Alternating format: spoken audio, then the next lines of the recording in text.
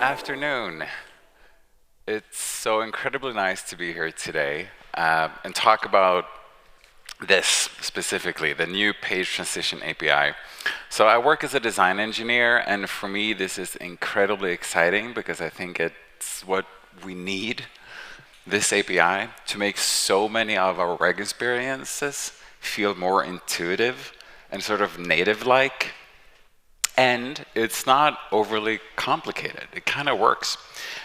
One big caveat before we go into this is still a worker's draft, right? So this is being added or drafted in the CSS module.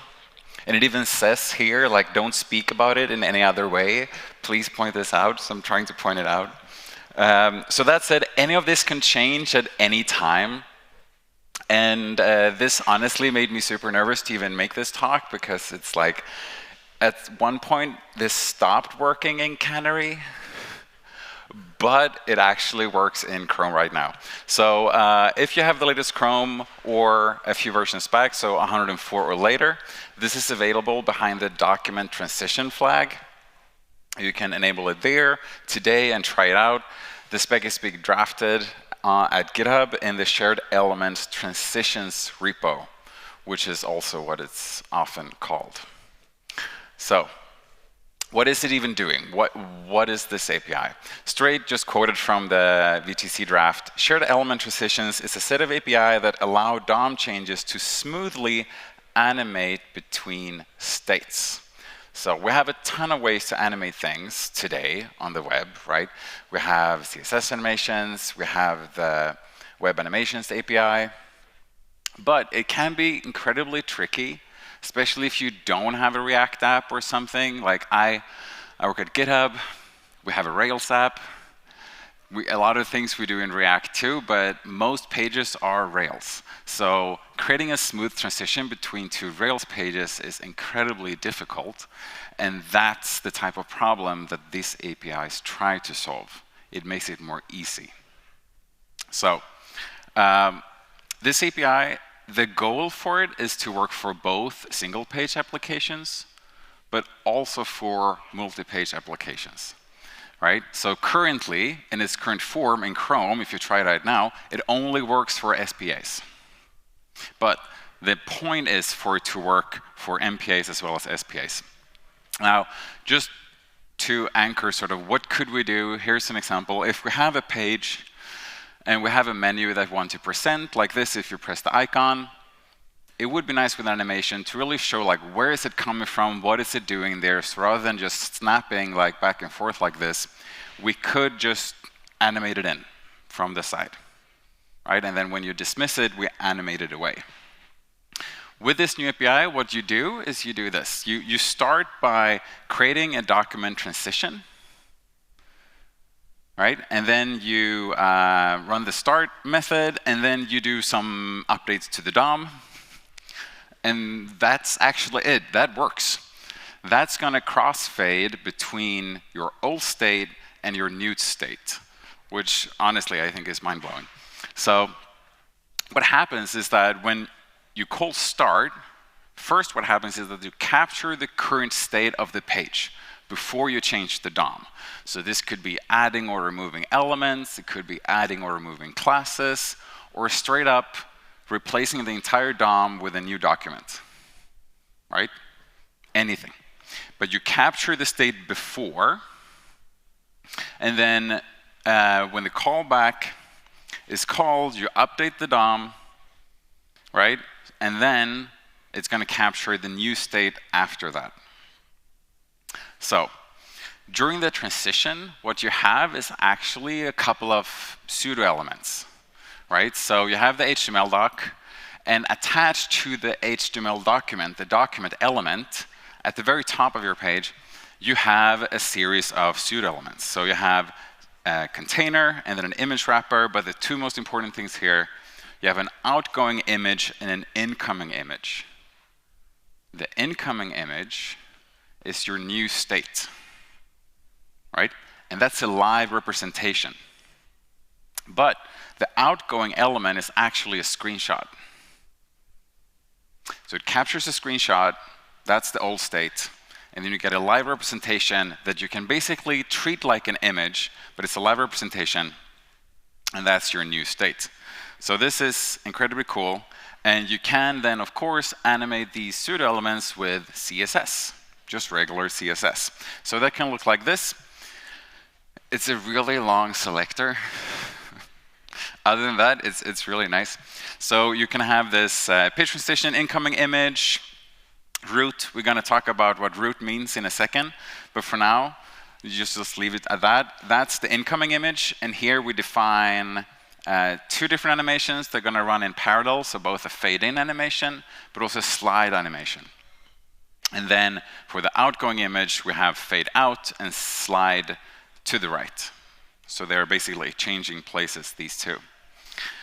One caveat, I think always when you're working with animations, you should check for user preferences. So if you in your system have checked prefers reduced motion, you can check for that and then turn off all of these transitions.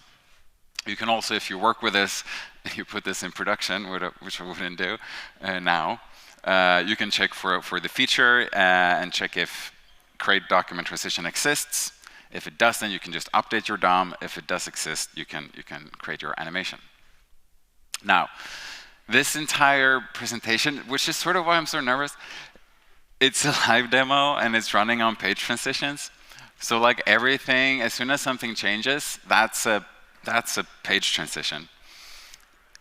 And things have stopped and started working from time to time. So if anything breaks, it's totally not me. It's the implementation.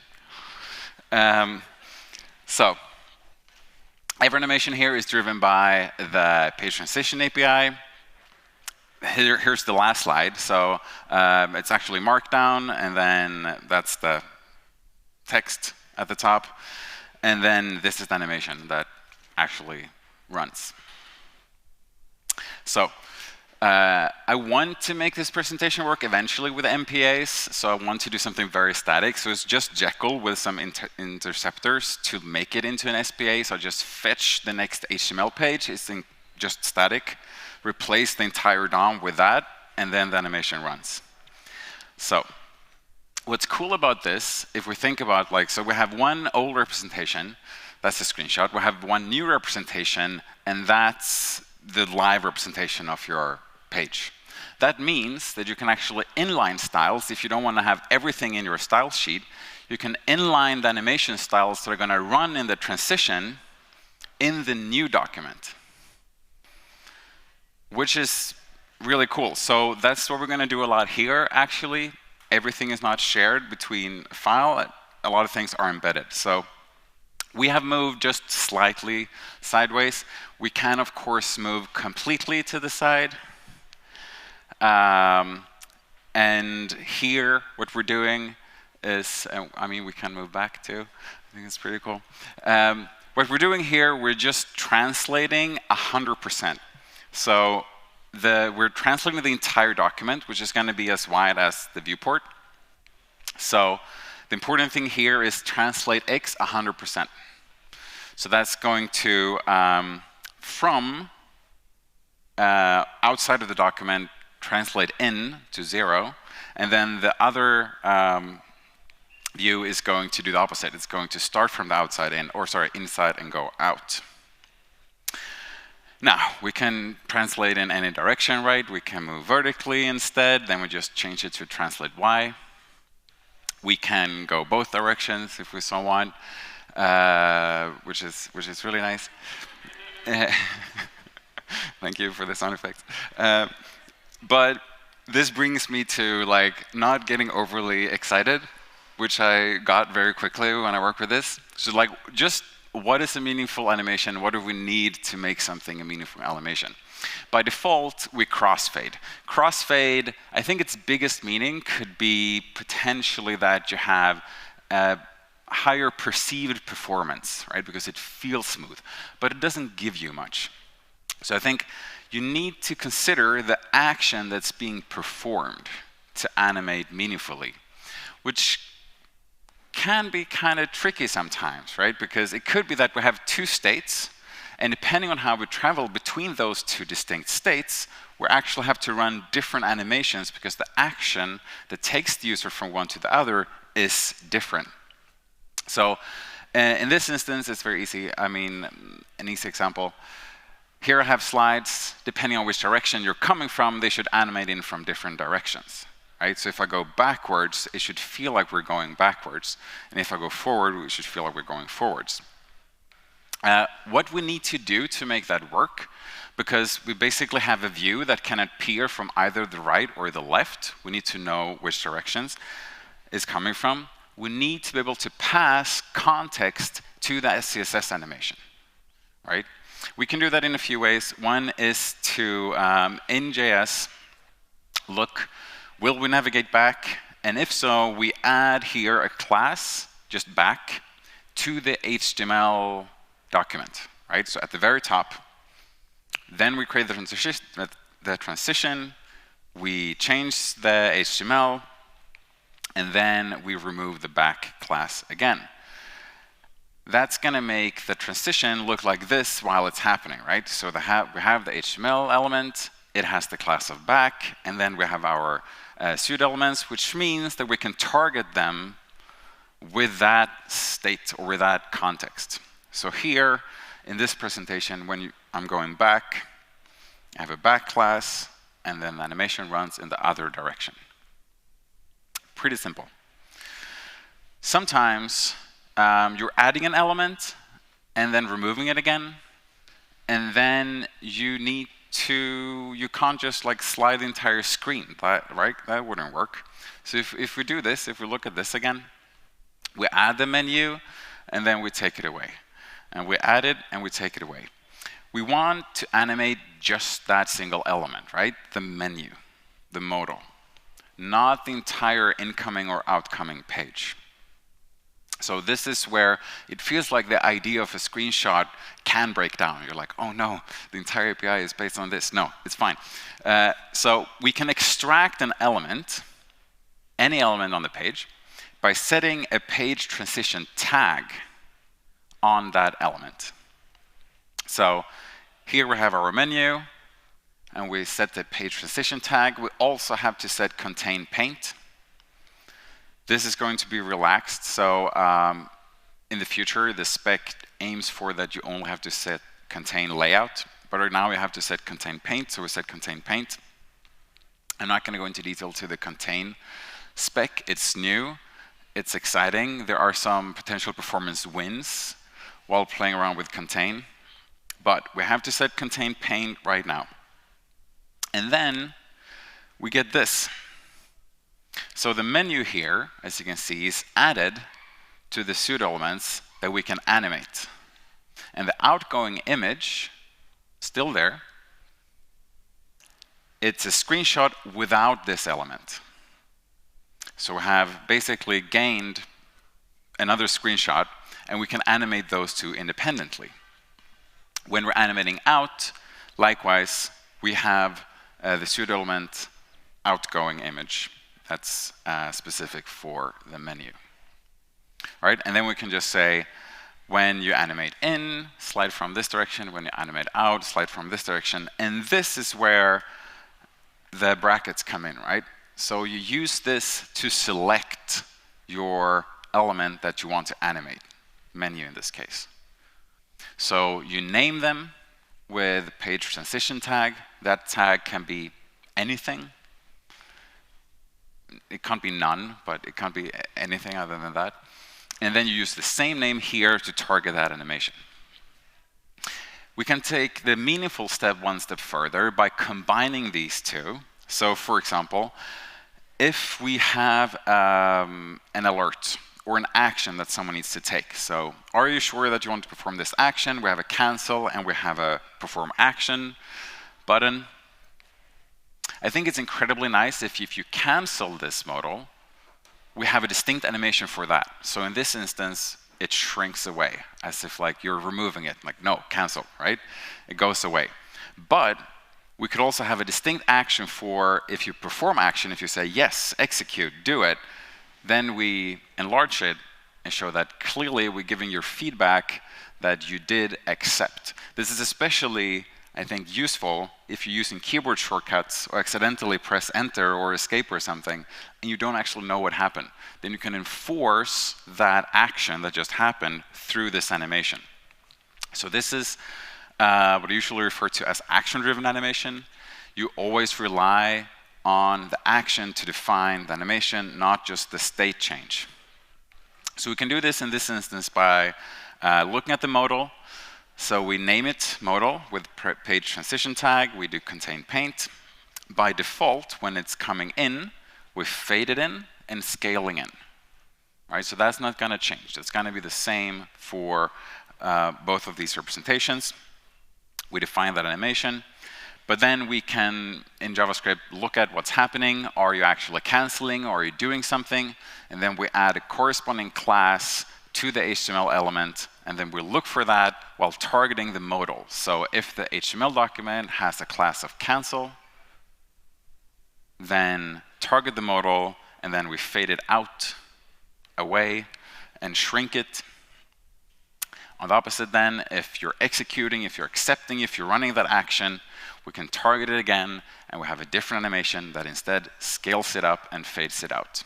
So a subtle change, but a very meaningful animation that reinforces the understanding of what's actually happening on the screen, especially if you pressed your keyboard, right? So we have a cancel animation, and then if it appears and we say yes, we have a different animation. So it feels like this is getting complex, passing things back and forth. Yes, you can also animate things with JavaScript, of course, right? So it looks very, very similar. There's some caveats. You can use, for example, the Web Animations API for this. You can use other frameworks too. But very, very simplistically, it looks like this. You create a transition. You update the DOM. And then in order to wait for, if you just, after updating the DOM, you try to animate with the Web Animations API, for example, it's not entirely certain that the pseudo elements are going to be available for you. So now, according to the spec, you have to request an animation frame, and then you can do that animation. That's a bit awkward. So they are changing that. So the draft has been updated, and a promise, specific promise, will be added for when the pseudo elements are available, and then you can run that animation. But essentially, it's going to work the same. And then you can do a bunch of interesting things, right? So CSS animations are great for, I think, most layout changes. But for example, if you want to see where someone clicked exactly on the screen and enlarge a takeover, right? A popover, animate something very nicely. Impossible in CSS as of now. And then you would have to use this. JavaScript is also great for staggering effects. When you don't know how many elements that are going to be animated in, for example, in the new DOM, but then you can target them after you have the live representation and animate them in with different delays and have a really nice soothing effect. So you can do stuff like that. That's great. But this is something that I think is incredibly impressive, just shared elements and how it works. And they allude to that in the API, right? It's the shared element transition API. And what we can do with that is pretty cool. So if we have an app and we have a page title up in the corner, and then we press something, we do something, and then it moves to the side. All right? It can move back and forth, back and forth. These are two different screens. And nowhere here in JavaScript or in CSS do I have to measure, like, what's the exact position of the title on this screen versus this screen. Right? So this is usually something that would be quite complex. And if you're using flip or another framework of animating, we were thinking about them, you would first render the new presentation, figure out the difference between where was the element that I want to animate on my last screen, where is it now, then you would move it to where it were before and then animate it back. Complex and painful. Here, this just works. And just to give you a sense of how it works, so on this next slide, I've just changed the title to Woo. And as you can see what it's doing, it's stretching basically and crossfading two images, right? It even looks kind of good here with the Woo. But it's doing that without any setup. This is the default behavior. So this is incredibly cool. So what you can do is you can have this in both of your pages. Some text. In the example here, it's page title. And you mark that with a class. With that class, you say, here's the tag. It's some text. And then as you then animate between two different pages that had the same tag, it's going to, by default, unless you override that animation, transition between those two states. Incredibly powerful. This is how that looks like then while it's happening.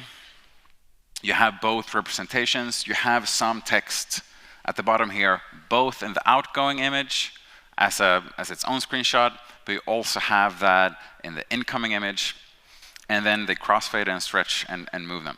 So by default then, that element will just magically animate between its two states. The cool thing is that can be two completely different elements. They just have to have the same tag. During the animation, they are treated as if they are alike, right? But basically, you're just saying they should be visually linked. So this is a demo from Jake Archibald, who is, a big proponent, here is he also is on the screen, of this API. He's very involved in the spec. He tweets a lot about it. And I'm incredibly thankful for all his work here. And here he is showing how that can look like, right? So what's happening here is you have two screens. On one screen, we just have an image, right? That has one tag. And then on the next screen, we have a video player, which is a completely different element, but with the same preview that has the same tag. And then that's going to stretch and crossfade. And it's going to look like an incredibly smooth animation. So the page transition API is still a draft. It's incredibly powerful. But they're also coming more things, right? So some of the things that they are working on are support then for MPAs. Again, the goal for this is so that you could define it for an actual static site or a Jekyll site, and it would just work. Right now, you have to do some magic for that to actually work. You have to dynamically change the DOM. This is cool too. They are aiming to add support for cross-origin. Here, quoting themselves, in the more distant future, the API is planned to be extended to cross-origin cases with slightly more limited functionality due to security, which sort of makes sense. But it's an incredibly ambitious goal. And we can start experiment now. And it can feel like it's a bit too early, but this is the exact right time, I think, for all of us to get our hands dirty and experiment, because then we can, of course, influence the spec. We are all creating this together, right? So please go home, or stay here for the party, but on Monday, wake up, enable the flag, document transitions, and read Jake Archibald's more in-depth blog post about how you can do even more advanced stuff and accomplish, for example, the demo that that I showed very last here. But also share feedback, right? So as you do this, go to the repo, open issues. There are a lot of issues, right? For example, if you're adding box shadow or outline to something, I experienced this a lot. It doesn't really work. So share feedback, report issues, but I think this is a huge step forward. Both so we can achieve native-like UIs, but also to not force every single page into being basically an SPA, even though it doesn't really need to. Right? If you're creating a page for a restaurant or a personal blog, like maybe it doesn't need to be. Maybe we can do static sites again. But then we can have some applause. There's a few of us who are those kind of people. But especially now, since I work on a Rails app, it's an incredibly big, important step for us, right? Because we can create that kind of experience without having to rewrite everything, which I think is tremendous. So yay for this spec and this huge step, and I hope we can all take it together. Thank you.